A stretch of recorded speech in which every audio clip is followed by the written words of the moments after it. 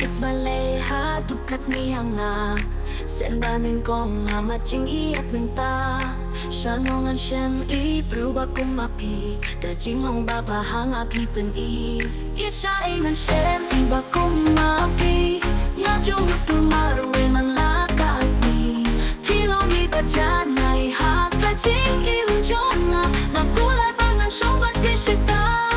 Wan ko bakit wan hajan jong nga Wan ngablaya lakadon minta Kilang usim jing pendon ujong nga Nakulay banyak yang ibenta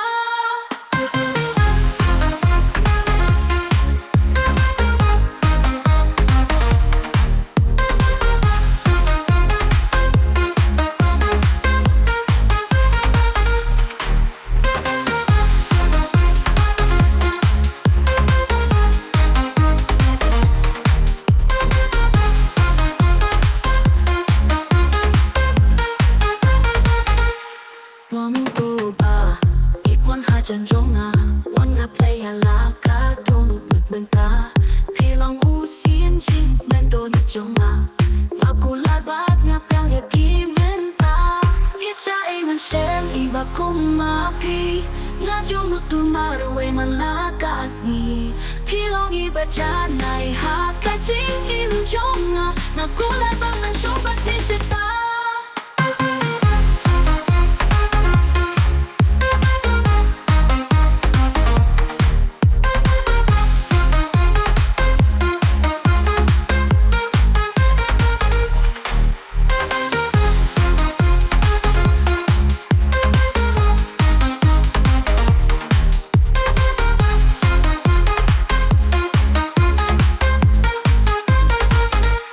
Ngam chúc bôi berkat